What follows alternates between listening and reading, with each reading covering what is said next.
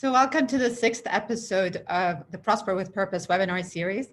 The webinar series is organized by SDG Impact Jordan, which is an initiative of the United Nations Development Program. It's an initiative that works with the private sector to connect capital with inclusive and responsible businesses that are solving for key societal challenges as defined by the Sustainable Development Goals. My name is Rasha Manna. I lead this initiative and I'll be moderating today's conversation. We've really designed our webinar series in light of COVID-19 and the uncertainty as it has brought about, and this reminder that the world is in constant flux, and also a reminder that this notion of resilience is not really given enough importance. And it's very important because not only withstanding this current crisis, but any future crisis.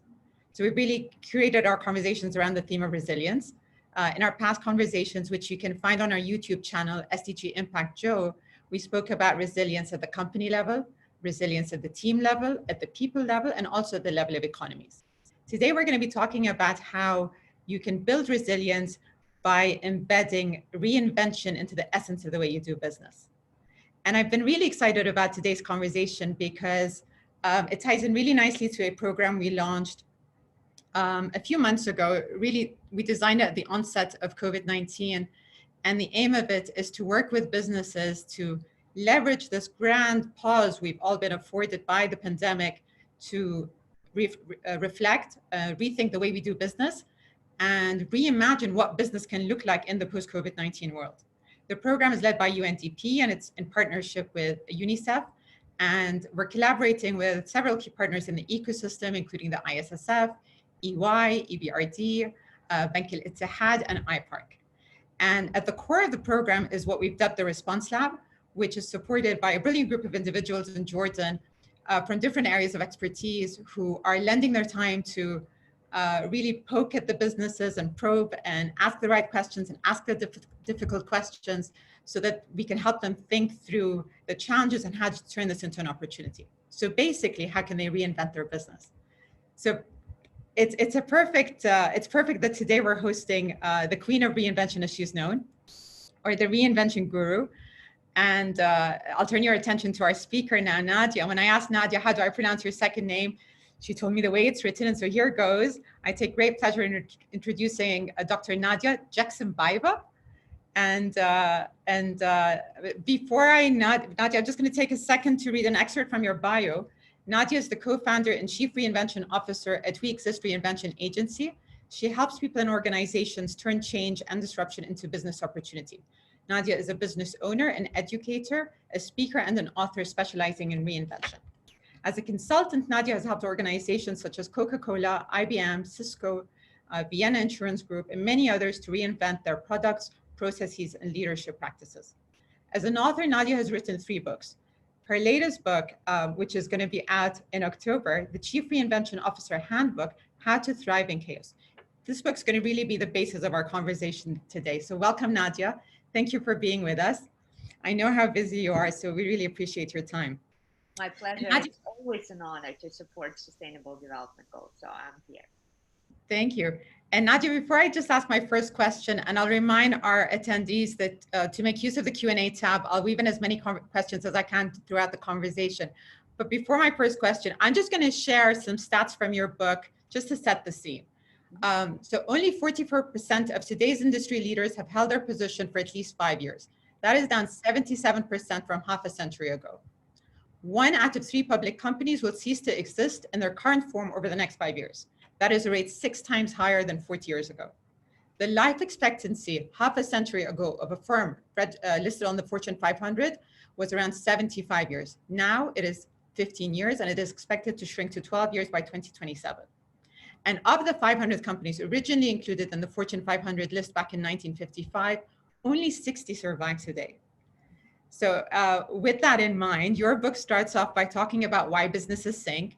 And part of the answer lies in this concept that you have coined, the Titanic syndrome. I think a good place to start is if you can share with our audience what you mean by that. Absolutely. So the statistics that you just shared were as much surprise to me as they are to anyone who I ever mentioned them to. And the reason I started researching companies disappearing at a greater rate was the request from my students. I used to be a professor, I'm a recovering academic, and then later my clients. And the surprise was that something is fundamentally changing. This is not about a one-time event. So the biggest reason why companies think is this idea that change is a project, it's something that happens rarely, it's a one-time event, it's a thing that disrupts us, and then we go to business as usual.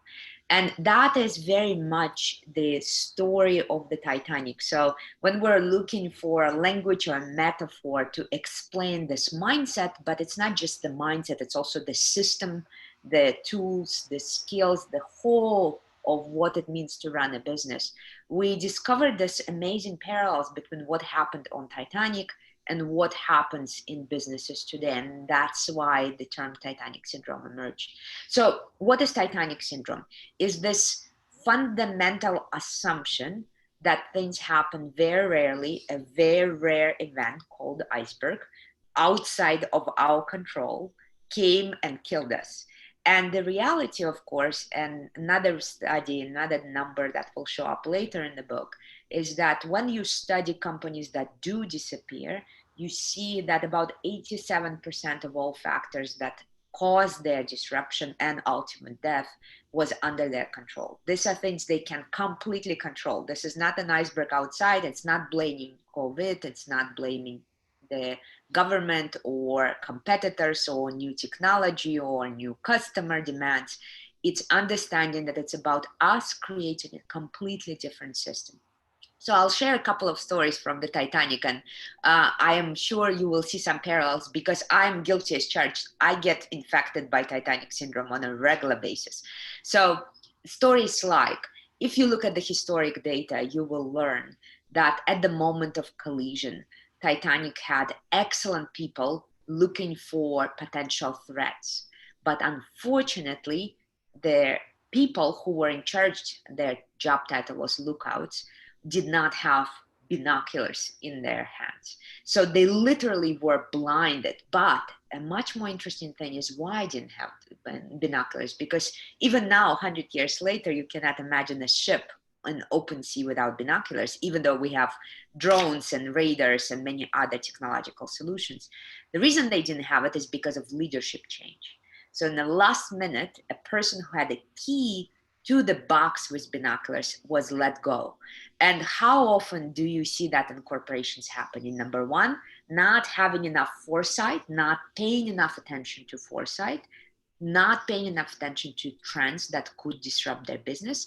And second, how often do we let the knowledge leave the ship without recognizing that that tacit knowledge is what sustains our company today? How often do we not even know where the wisdom lies and who holds the keys to particular secrets or successes of our company? So Titanic syndrome, the way we define it, has three characteristics.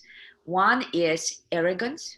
Sometimes it's very explicit arrogance. You come to a meeting of the board and they say, we're too big to fail, or we've done this before.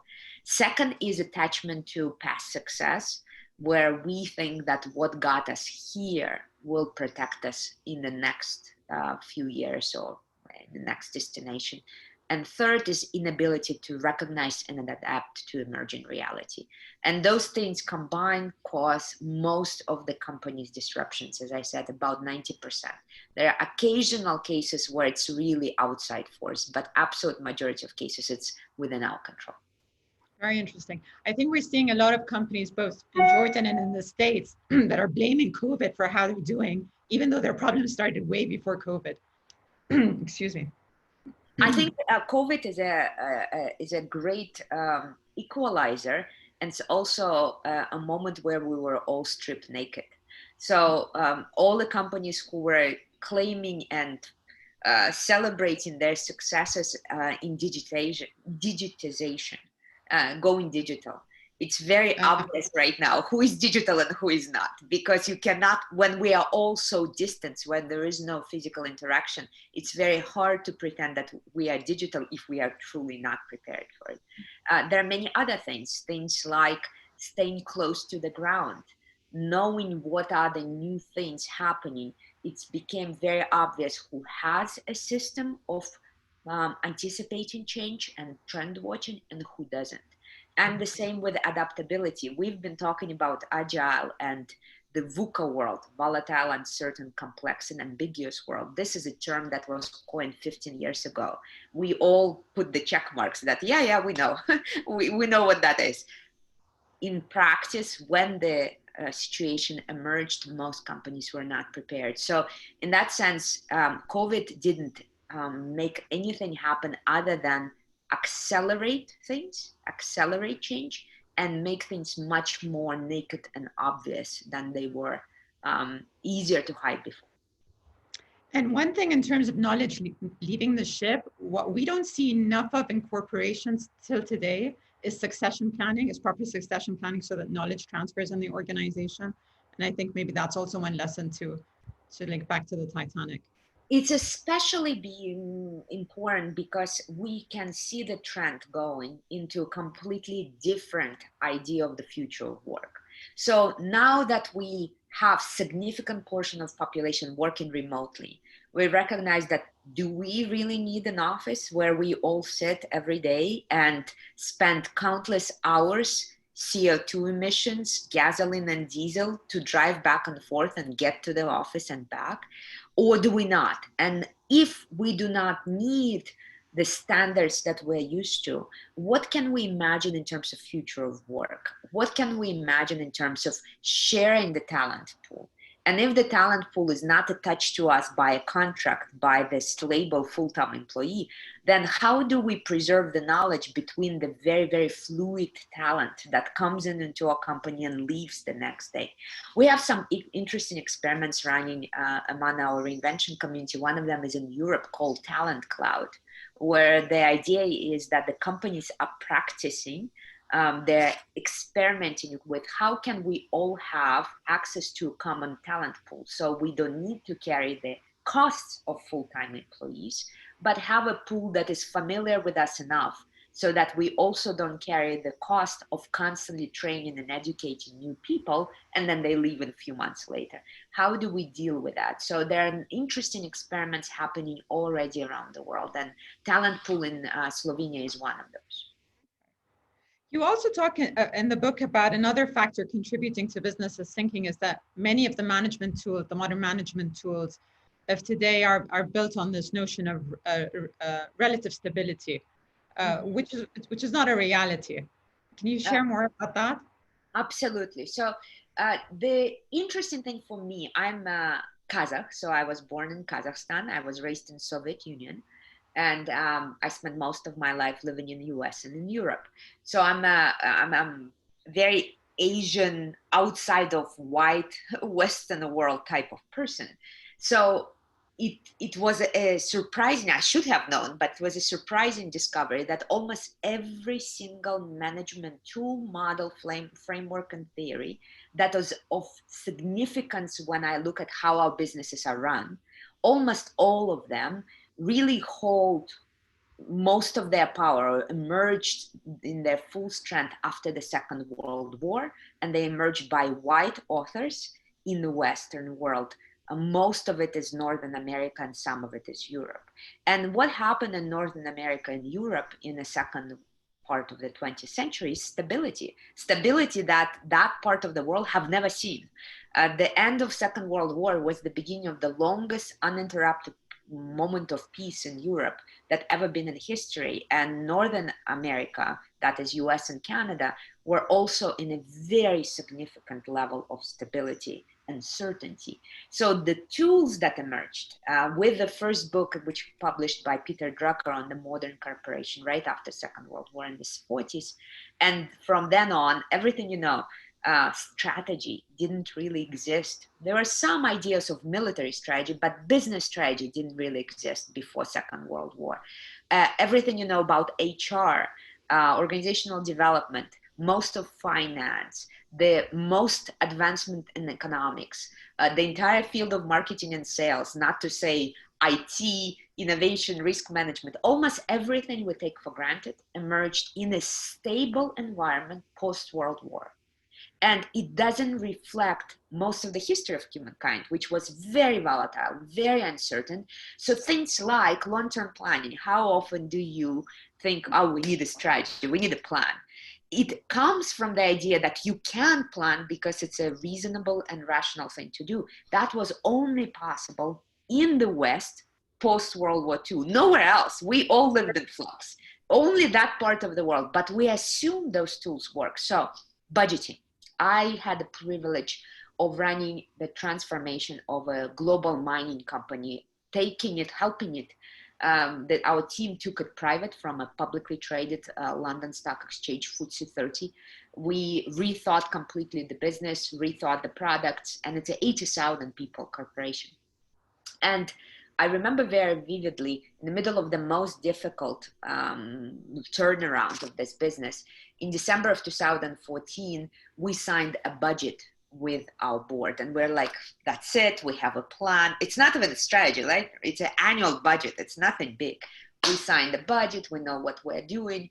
And that was early December.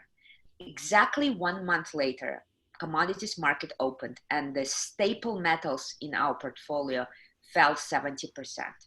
Our budget was trash. It was actually dangerous to execute the budget, but we didn't have a process to realign in the budget. It would take us 3 months to recalculate it across all assets in Africa, in Brazil, in Asia, recalculating them manually. Our tools were outdated. So now we have a rolling budget that is rolling 18 months forward, and we can recalculate in a matter of 1 week at most the entire scenario of what happens if we turn left or right. So things like budgeting, just-in-time management, our approaches to finance, they all stem from the assumption of stability, and they all have to be reinvented. Mm-hmm. Mm-hmm. And so what are some examples of 21st century Titanics, and what can we learn from them? Well, the examples are the ones you all know very well, but there are new ones that are unfortunately showing up that literally break my heart. So I will mention the ones that you all know. Blockbuster, Nokia, Kodak. These are all the companies who tend to blame the iceberg. So Blockbuster says that Netflix killed them, and Kodak says that digital photography kills them, and Nokia, Apple with smartphone kills them, until you look at the data. And Netflix actually backed Blockbuster. That's a recorded fact. Netflix came to the CEO of Blockbuster begging them to buy them because they were struggling startup, and they were literally laughed in their face. That's arrogance. That's just documented arrogance. Kodak invented digital photography, but they buried the project because they didn't believe in it. Nokia had an excellent movement in their own smartphone portfolio. So most of it has nothing to do with technology or technological innovation or the iceberg outside. It is an internal issue. But now, in the middle of COVID-19, of course, we have new Titanics that are happening all over us. First and foremost, the entire retail industry have not adapted on time. And now it's bankruptcy after bankruptcy. You've seen here in the US staples like Sears. Sears is a titan. It's been around for 100 years. It's completely reinvented the industry 100 years ago, and unfortunately became too comfortable now. So Sears filing for bankruptcy, Toys R Us filing for bankruptcy. And already in this year, you probably all saw the news that Cirque du Soleil, the hero of Blue Ocean movement, were just announcing that they will be firing 3,500 employees and filing for bankruptcy. We see companies who made too much of a bet on one version of themselves. Airbnb, a joy and a staple of the new world, is of course suffering right now, and unless it adapts very quickly, it will be in a very difficult situation. And I see some early adaptations in the places like Airbnb, where they are right now, for example, renting here in the US, they're using their network to rent things for traveling nurses, doctors who have to live outside of their families while they are treating COVID-19 patients. So there is more adaptation in Airbnb, but Cirque du Soleil, unfortunately, was not able to adapt on time or even imagine a world where a physical delivery of their service and product, this joyless service and product, was not possible. We're seeing the hotel industry in Jordan doing the same thing as Airbnb, catering for patients or asymptomatic patients and what have you. I'm going to bring in a question from Emil Kubesi. Emil is one of the leading venture capitalists in the region, Nadia. Are there instances where shutting down, not necessarily crashing and burning, but simply saying we've gone far enough and not trying to adapt, not trying to pivot, simply makes more sense, particularly from a talent and capital efficiency perspective? Absolutely. I have conversations with CEOs very often where my verdict to them is that we looked at everything, and the truth is we just need to kill this business. We have to kill this business. And it's an issue of both moral and financial and physical and otherwise responsibility. This is the most responsible thing we can do, is to exit this business. And our job is to exit it in the most beautiful way. We had a project in Central Europe for a couple of years ago. So at the end of last crisis, a particular bank, Hypo Alpe Adria, a large bank present in more than 20 countries with headquarters in Austria, went bankrupt, and it was bought by the government for €1 to save whatever could be saved, because it was headquartered in the poorest region of Austria. And of course, a lot of the regional banks, so Hypo Bulgaria, Hypo Slovenia, Hypo Serbia, would suffer tremendously if this went bankrupt.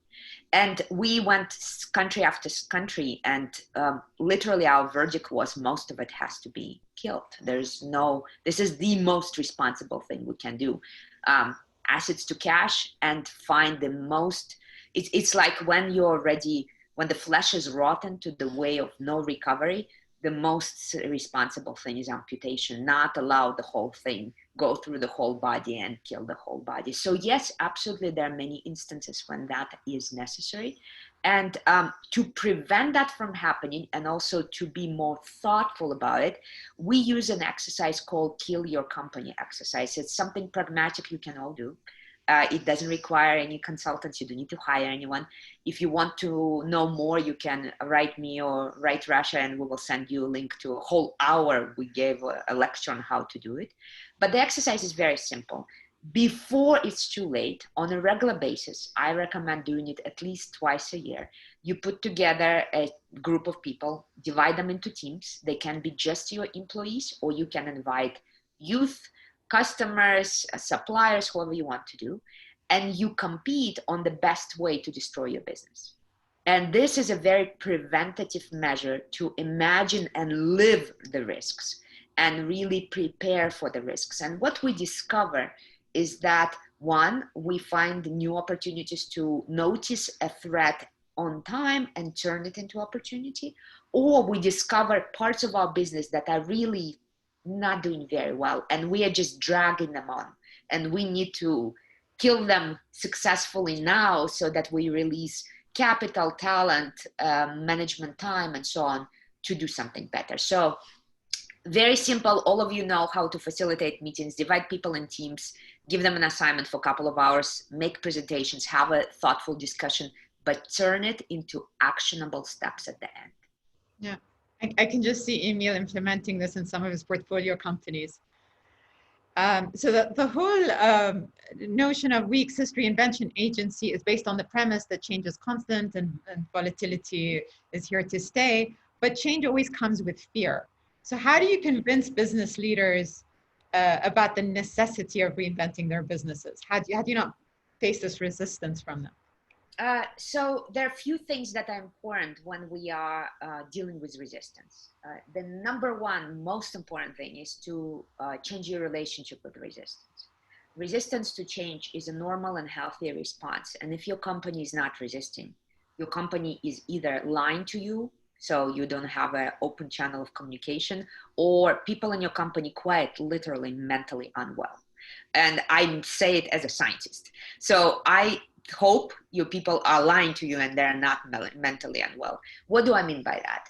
From the biology point of view, we are wired to protect our bodies from any kind of danger. This wiring is automatic, and it happens significantly faster than our rational brain. It's much older. The system is much older than our rational brain. And it happens 20,000 years ago. I'm going through the woods of Ohio, where I'm right now, and I hear a loud sound. In business today, that's COVID-19 announcement, new regulation, new technology, new competitor launching something exciting, whatever. 20,000 years ago, my body would interpret that message in only one way. There's an animal out to get me. And my body in that moment, what does it do? It takes the blood out of all the places where it's unnecessary for physical survival, which is our brain. It takes blood out of our digestion. That's why you don't exercise right after a big meal, because you are killing your digestion. Literally, you take blood away from your digestion, and it's moving that blood into your muscles. That's why your heart is pumping. That's why your pressure is increased, your blood pressure. When you're angry is increased because your body is literally pushing blood into your muscles so you can kill the animal or run away from the animal. And this is normal, healthy response. When you are standing in front of your people and you are announcing change, if they're not having that response, they're quite literally unwell because something with their biology is not working. That is number one, is to rethink your relationship with resistance. Resistance is a great energy. Fear is an important response. Fear's function is to focus us. So you are focusing the energy. Where fear becomes unproductive is if we stay in that fear for a significant period of time. So good news for the average human being, from the moment our adrenaline glands release the adrenaline and other hormones of stress into our blood, to the moment they start clearing out, is about 90 seconds. So 90 seconds, you have no choice. You have to resist change. That means you're healthy, you are normal, you're prepared.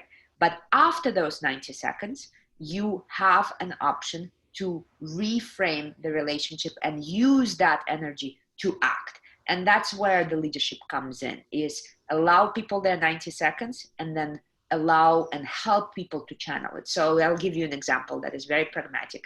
I'm sure you all have partners, spouses.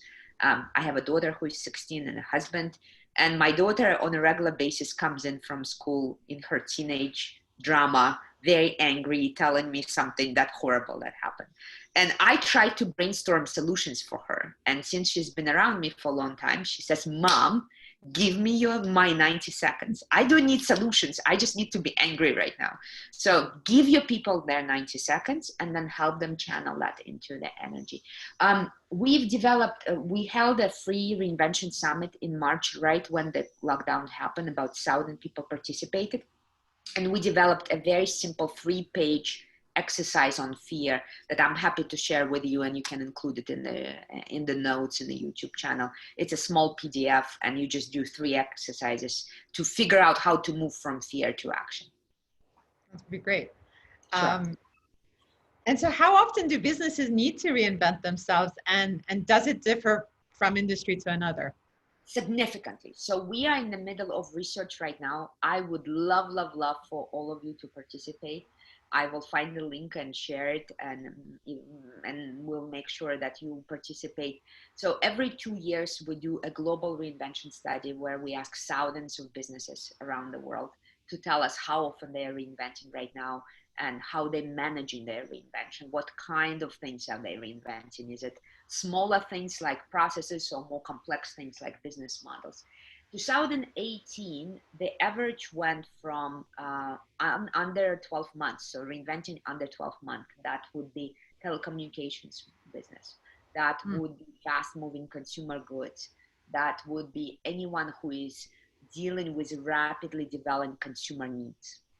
And then we had 2 to 3 years that would be most of retail, that would be a lot of food companies and so on. And then the B2B businesses that are more raw material suppliers would be every 3 to 5 years in that category. So your industry definitely dictates, and your relationship with the outside world definitely dictates. But I have not yet seen the final results. I think about 700 so far participated this year. And what I saw is significant shortening of the cycles. So the cycles you mentioned are definitely not 12 right now. Over 58% already reported that they need to reinvent under 3 years. And many are reinventing every year or more, every year or less, sorry. So it's interesting to think how that also acts out for startups versus some of the larger corporates in terms of agility and ability to reinvent themselves, the smaller the business. Absolutely. And when you talk about reinvention, how drastic of a reinvention are we talking about? Is it just about entering a new market, launching a new product, or tweaking your product, or tweaking your business processes? Or does it need to be more extreme than that, the need that a business needs to do in this 3 to 5 year period? It's an excellent question. And the answer is that we have to be more sophisticated answering this question, because it depends on where you are in your cycle. So the book you mentioned that is coming out in October, the handbook is filled with a lot of portfolios and canvases and tools for you. And one of the canvas that we force you to do is a portfolio canvas that helps you figure out where should you be depending on your cycle. If you are in a startup stage, or vice versa, you are at the maturity and stagnation, and it's time for your company to go to the next level. In those two places where you're just starting a business, or you're at maturity and need to jump an S-curve, as we say, jump to the next growth stage, this is the time for more radical reinvention. And in the canvas, what will help you see is, are you reinventing a subsystem, a system, or the entire ecosystem? So a subsystem would be just a transmission of a car. A system would be the entire idea of what a car is as a tool, vehicle for mobility. An ecosystem would be the car plus the suppliers, plus the customers, plus the charging stations. Think of Tesla that had to rethink even how we charge the cars, otherwise their car is irrelevant. So we help you see that when you are in a particular stage of a cycle, you need to go more radical. And when you are in a growth stage of the cycle, so you survive the startup years, you're one of those 5 to 10% that survive, and you are scaling. At those times, radical is not necessarily, is actually dangerous. You need to stop blowing things up, and instead reinventing more, I don't want to say minute things, they're not minute, but reinventing more things like processes, really perfecting your processes. The financial models, reinventing the way you measure success, reinventing the way your customers engage in terms of customer experience, but it's not as radical and as massive as it would be in a different stage. Okay. And I'm going to take in another audience question, and it follows a bit from Emil's question. What are the avenues you need to explore and the criteria you use to determine if we should A, reinvent, or B, amputate, or C, close the company in a beautiful way? This requires a lot of, I can give a lecture. So it really is not a one-cut cookie cutter question, but I will give you one criteria that is above all. And this has been a long discussion in our global reinvention community, because we're growing the practices we have in our community. Business owners who are using this as a way to reinvent their own business. We have academics who help us study this. We have consultants. And this half a year, we were debating on this very question. How do we know? And they kept asking me, so you've done this work for 20 years. In this project, you decided to kill the product. In this project, you decided to add a product. Where's the logic? In this project, you decided to boost the company. In this project, you decided to kill the company. Where is the logic? So the logic is, we draw this quadrant, and again, happy to share whatever we have. We have this 2x2 matrix called total matrix, where we are talking about this idea that the real measure of reinvention is thrivability, or ability to survive and thrive of a company. So I look at only one criteria: what will sustain and enhance life in this system. So sometimes I enter a company, and on the surface, it looks like this product is thriving, but you go through a meeting, you do the analysis on data, and you see that most life actually sits in this product. And it's about finding where life is and then increasing the amount of life in a system. And how do you measure life? In some companies, that means measuring the number of new ideas. In some companies, it's measuring the number of new tests and hypotheses and prototypes. In some companies, it's measuring the channels of communication and many other things that you can measure. But it's mainly you choose that option that maximizes the chances of succeeding today and thriving tomorrow. Because we see a lot of companies choosing something that will save them today, but will actually damage the ability of the company to survive tomorrow, especially in publicly traded companies where the short-termism, the quarterly forecast to life, to fact, the drive is so pushing everyone in the short-term thinking. But equally so, there are companies who are betting on this far moonshot at the expense of today's survival. So you don't want to be either saving the company at the expense of tomorrow or betting on tomorrow at the expense of today. You need to find every solution that maximizes the plus of succeeding today and thriving tomorrow. Yeah. And that's something we're actually working with a lot of our companies in this new program, helping them to identify what to kill in their business and where to focus. And especially with the high proportion of family-owned businesses in this part of the world, you find a lot of times sentiment and emotion comes into that decision.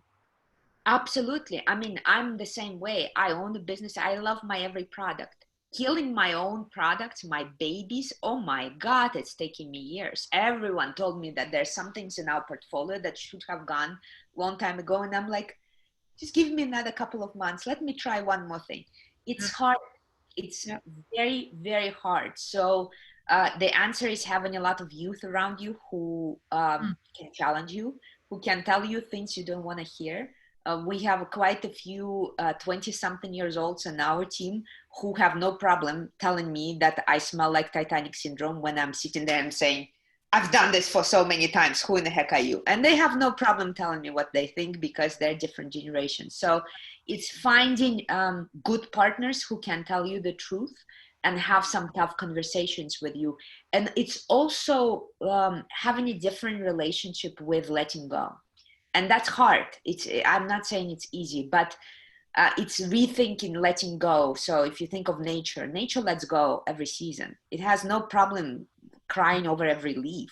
It doesn't look at it as death. It looks at it as fertilizing, right? The leaf falls into the ground. It becomes part of the soil. It feeds the microbiomes, and then stronger flowers come out next year. So how do we learn to see that killing in a quotation, letting go of our products, of our companies is not a death. It's a beginning of a new stage, new life, a new fertilized ground. And I'm not at all saying that it's easy. I'm as guilty as anybody else of dragging on to and holding on to things for too long. Another question that takes us back to the Titanic syndrome. You talk about the Titanic syndrome as lacking foresight. How can we foresee challenges that act as disruptors?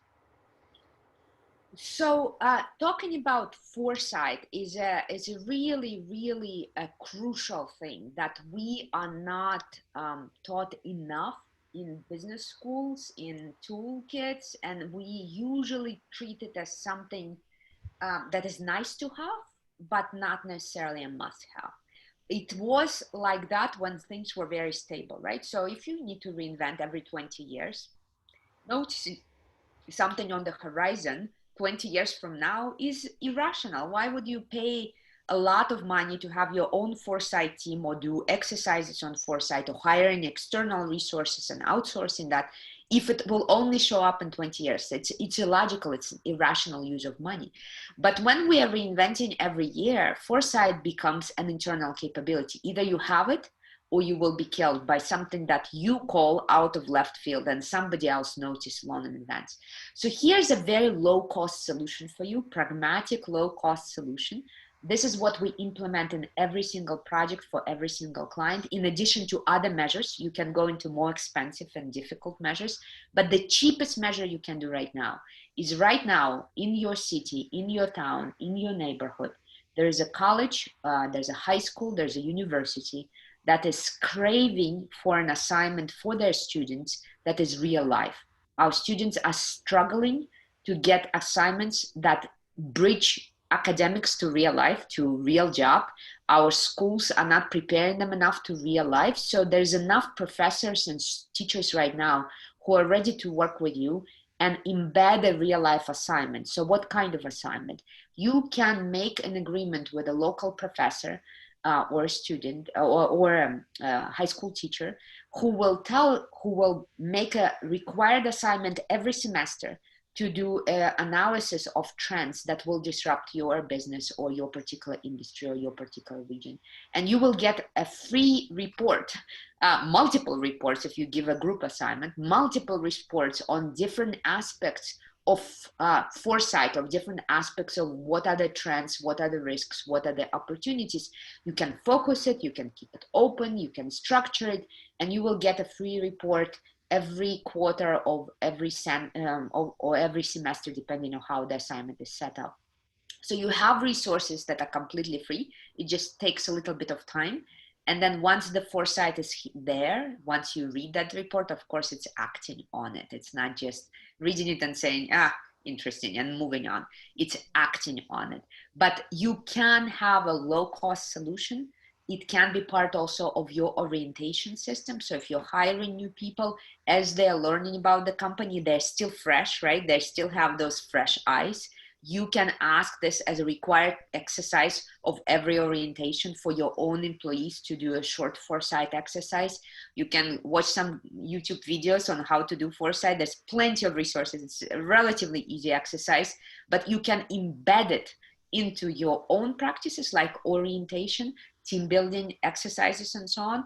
Or you can participate with the local universities, colleges, and high schools, and they will be blessed to have access to a real life experience of your company. Sure. And Nadia, can you share some stories of businesses that you've helped on their reinvention journey? I will share only the ones that I have no confidentiality agreements, because that's one of the biggest things that we do is more complex stories. But I'm delighted on not only my own successes, but also successes of students of Reinvention Academy, that our goal right now is to really bring this knowledge to the masses. Our goal is to reach 10% of the population of the earth. So we are on just 1 billion left. That's it. We just need to reach about 1 billion. So things that we do reinvent. We've reinvented everything from a product portfolio. For example, with Coca-Cola, we worked on their water portfolio because, as you know, number one, there's a lot of waste and plastic and water rights related to water. On another, it's a very dispersed system with more than 160 water brands. So the idea of moving to completely different things when it comes to water, starting with a plant bottle and all the way to abolishing bottled water altogether and coming up with different solutions for hydration. That's one of the projects we participated. But we also worked on more complex whole system projects. So Hippo Alpe Adria Bank, rethinking and saving what's left and rethinking how it will function further. The story that I share very often with the construction materials company, which is now of insulation, we help them rethink their core competence model, completely different project, right? So how do we assess and develop people for the future? What kind of competencies they will need in the next 10 years versus the past 10 years? We worked on starting VC businesses for different type of companies. So existing massive corporations that need to set up their own reinvention pool, reinvention portfolio. Often that works very good with a corporate VC because you give enough freedom and enough flexibility that is necessary. And and by the way, just to mention, Hartwig College, my alma mater, we also worked a little bit on rethinking how the college can work. And Patricia just mentioned, she's an alumni portfolio manager. Patricia, you can mention this better. We can connect you to other colleges, but Reinventing Educational Institution has also been on the agenda. And currently, in the last half a year, we helped reinvent a meat trading business, education in optometrics business, mobile skate rings business. So it's a business that set up mobile skate rings all over the world. Let me see. It's been so many companies in the last half a year that it's hard to even remember all of them. Of course, all kind of educational and service businesses that suffer from COVID-19, like ballet schools, right? The chain of ballet schools or chain of language schools. They've been suffering a lot. So we've done a lot of work with them this half a year. Yes, a colleague of mine runs a chain of dance schools in the Philippines.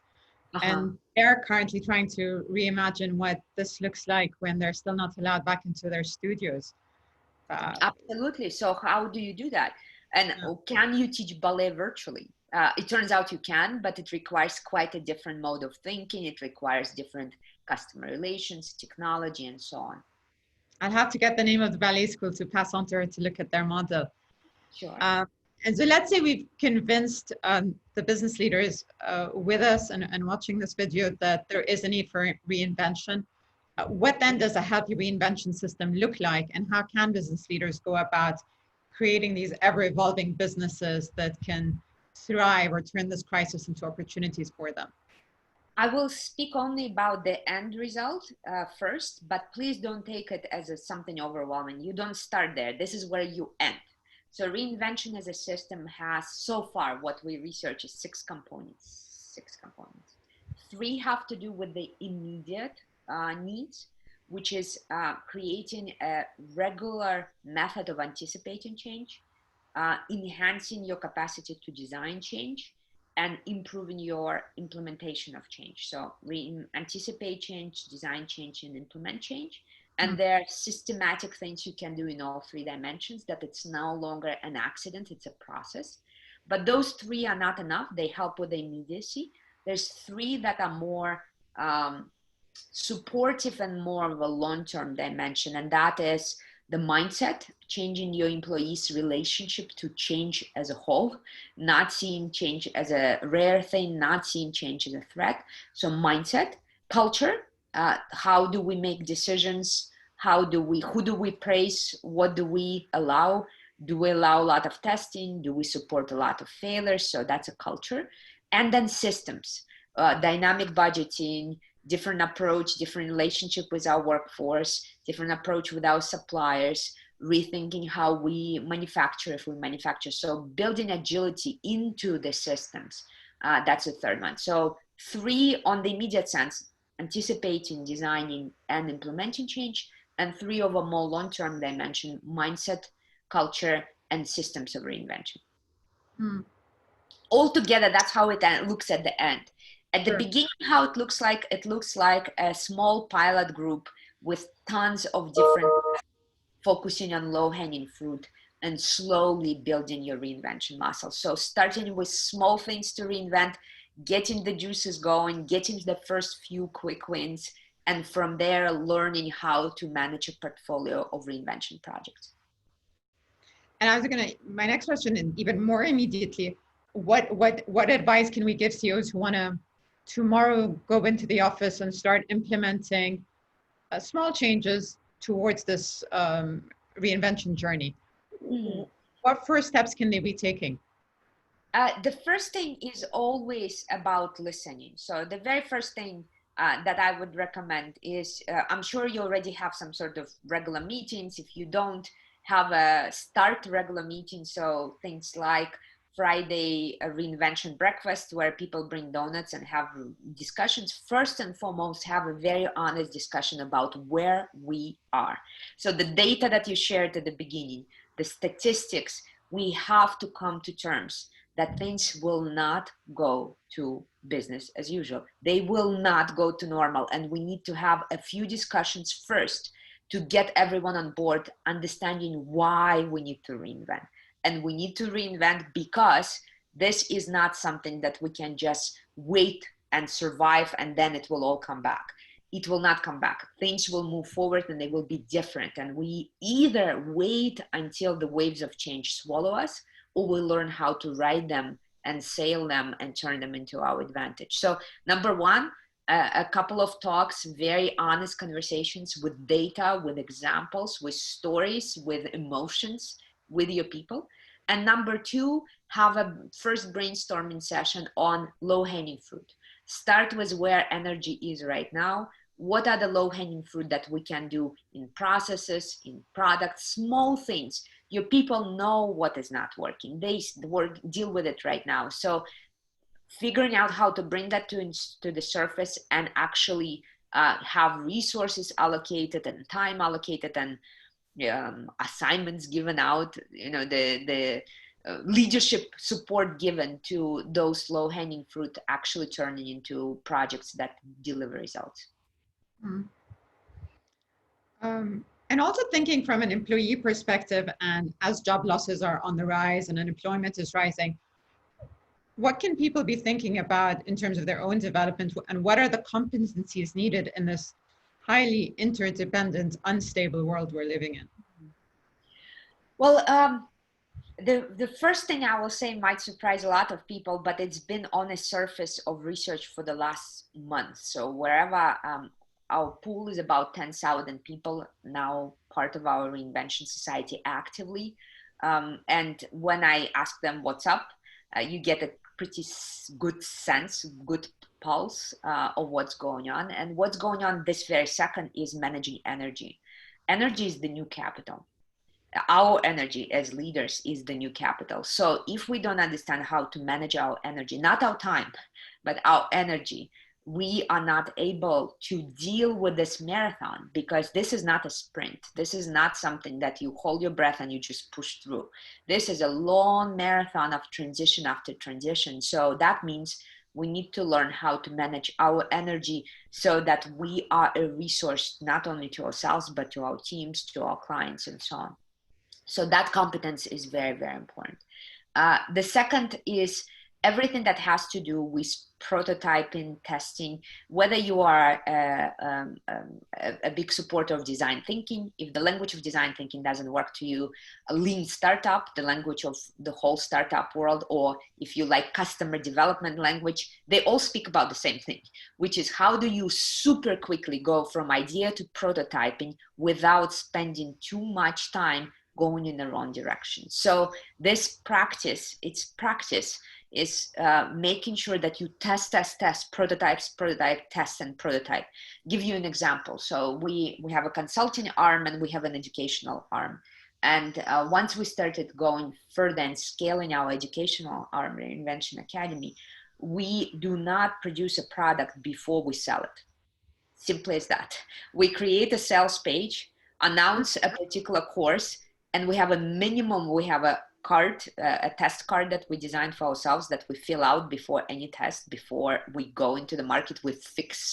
We firm up and record what is the hypothesis we're testing and how we will know if it's failed or succeeded, what are the KPIs and measurements.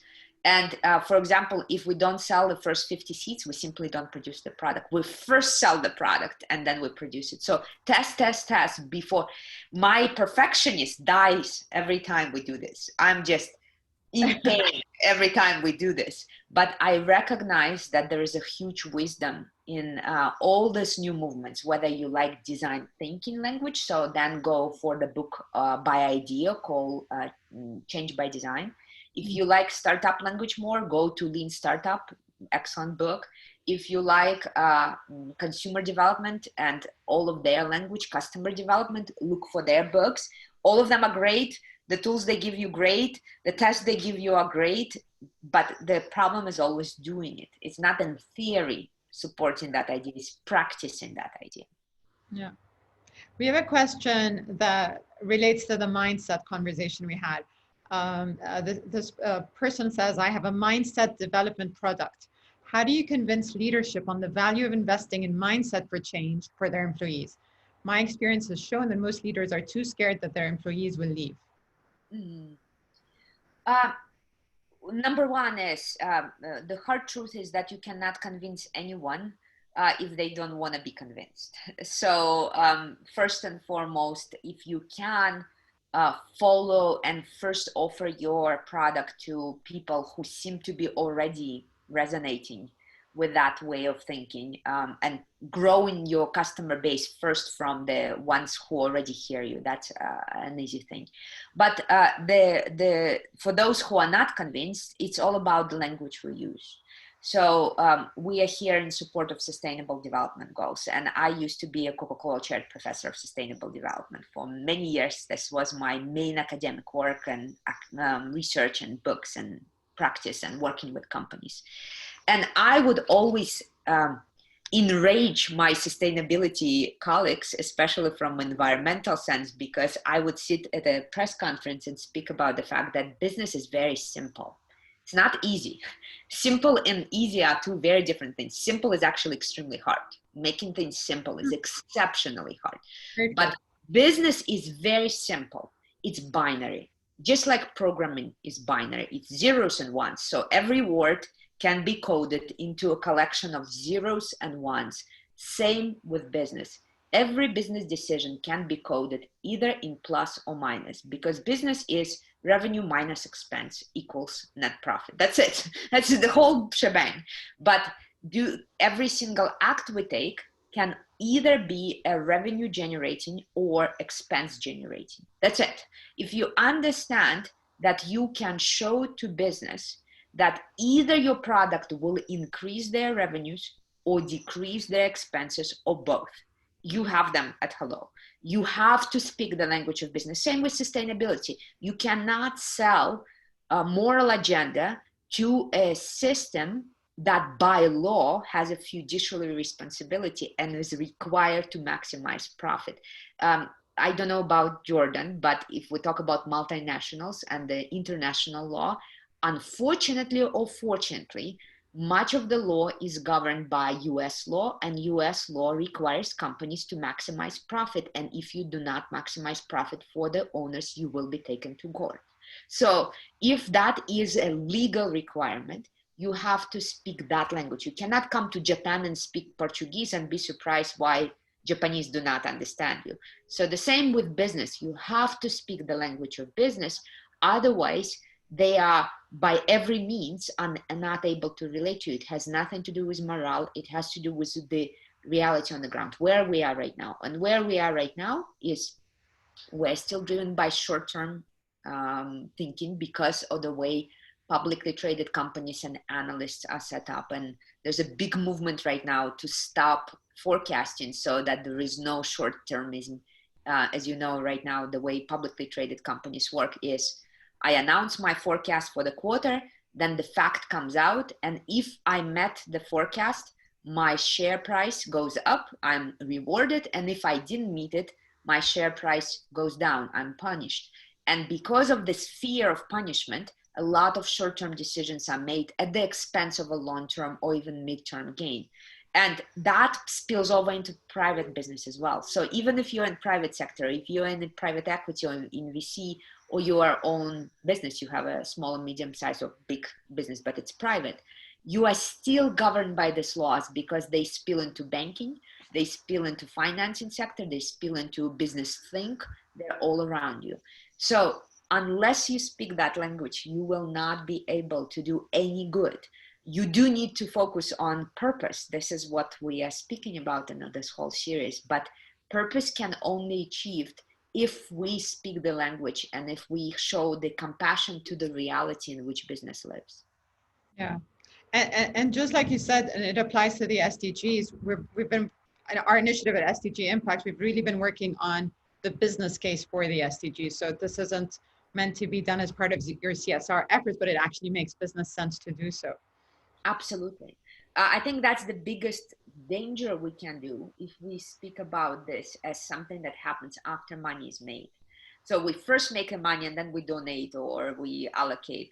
That's a tiny impact that we can make.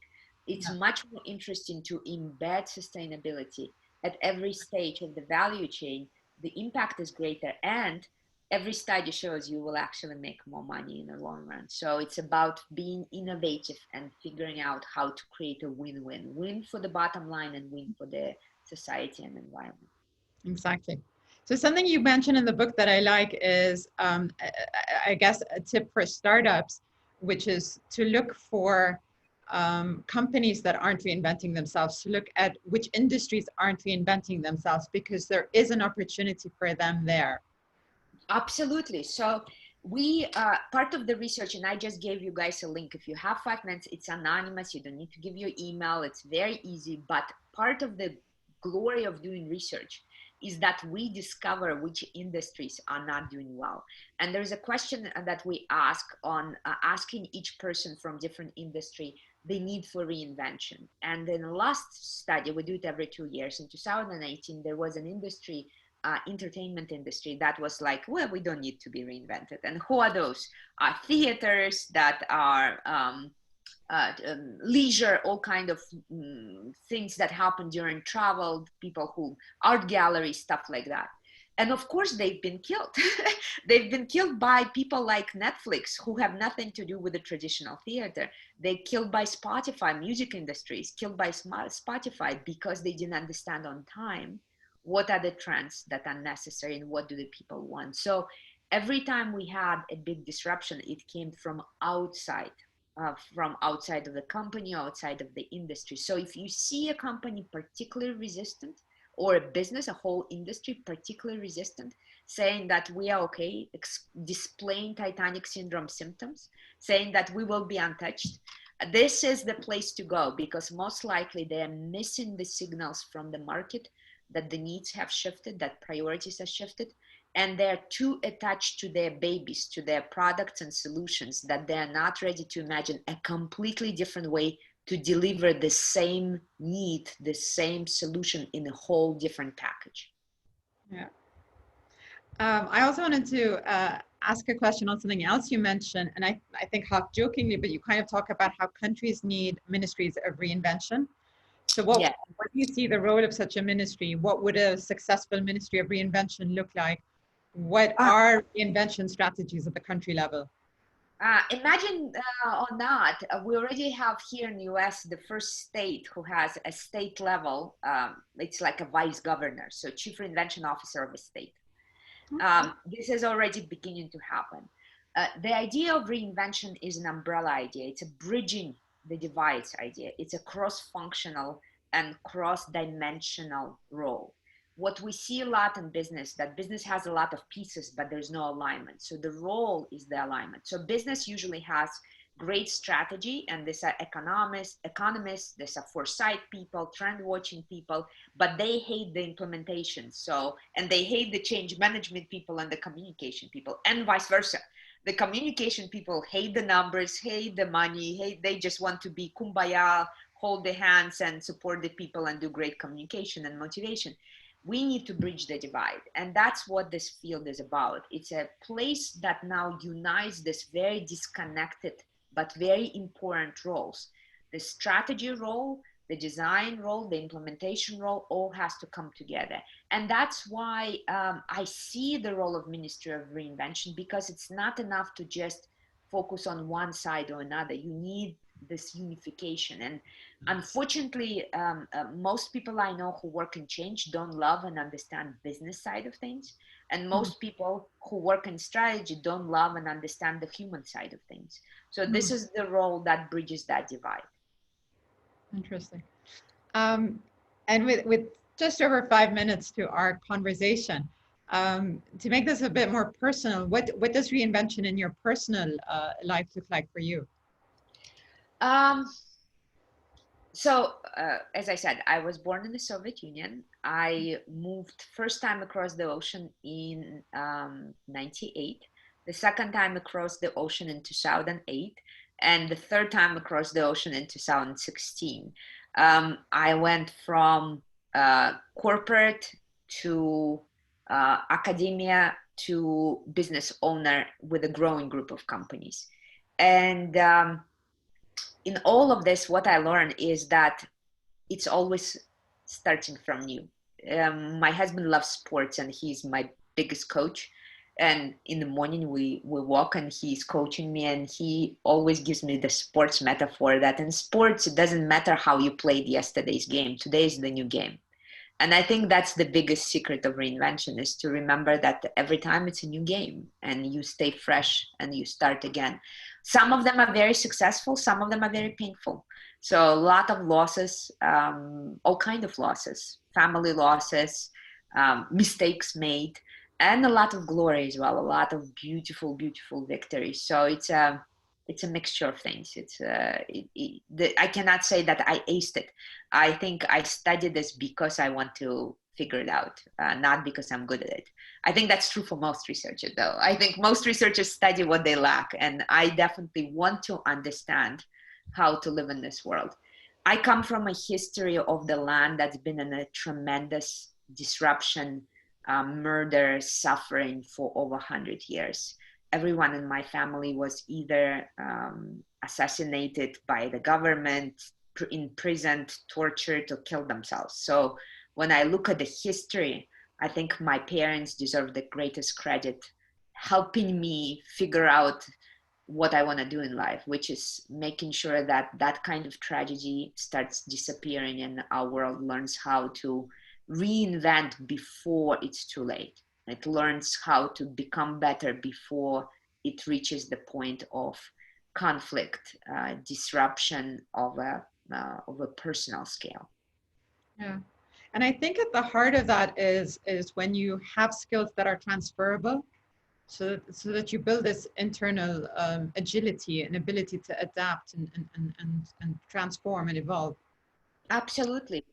I think it's these three things: mindset, tool set, and skill set. So without one of them, nothing is work. You need to have the right mindset. Otherwise, tools become dangerous and skills become dangerous. You need to have physical tools. So without the tools, nothing works. But you also need to practice, practice, practice. Just do it. It's not a spectator sport. Reinvention is not a spectator sport. You cannot learn it sitting on the couch. You have to get off the couch and actually do it. Yeah. And I'm gonna read out another question, though I think you've touched upon it partially. Our audience member says, I agree with that one of the challenges with innovation programs and reinvention is that there's no one formula for all.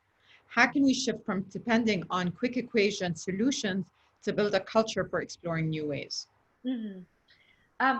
Well, it comes again to practice, right? So if you start, even the language change, the moment in our team and now in every of our student team, we ask everyone to switch from the question of this is our decision to this is our test or this is our hypothesis. Every time, everything we started proposing is treated as a hypothesis. Our relationships to our ideas and to our tests and to our projects have changed. So it starts with implementing the basic of let's test things out, let's practice, let's not try to find a quick fix immediately. Everything is just a hypothesis. It starts shifting. So repeating, and then suddenly in a month, the whole group is like, so my hypothesis is this, instead of I believe this, or I think this is the right decision. It's just a hypothesis. So this humility and approach of a bit of a detachment from our own opinions and our own solutions already opens up. But it's just a honest conversation with a little bit of joy. If your people fail first time and enjoy it, they will be less scared to fail again. So there's no easy answer, just practicing that. Simple things. We do at least once a month a fail night or fail breakfast where everyone speaks about their embarrassing stories and what didn't work, and we laugh about it, or we hug each other virtually or physically and we drink to them, and a couple of times we laughed so much that we literally started crying. So just that stuff like that, normalizing failure, normalizing testing, normalizing the different kind of language shifts the way we act with it. Yeah, I think we hear the term a lot, celebrating failure, but maybe normalizing failure actually even makes more sense. It's hard to celebrate because it hurts, right? So it's, I mean, I don't like to fail. There's a wonderful research I was just sharing in my latest HBR article on, I need to find it for you guys, on a study that compared before brainstorming, if you share best practices, best cases, versus sharing the past embarrassment moments. So you have a brainstorming, and right before that, you either share best cases or embarrassment stories. The embarrassment stories, the quality and quantity ideas in the brainstorming jumps by 27%. Wow. Very simple thing, just right before, and there's a science behind it. So I will find an article right now for you guys as well. And I think that's where also allowing for vulnerabilities is key.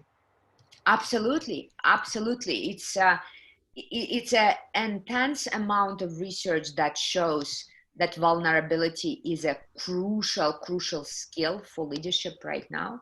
And when we share what didn't work out, when we share what is what is an opportunity for us, what can we improve, what is not the perfection in our case, we suddenly become a whole different people. So there's excellent research that says we need to go vulnerable.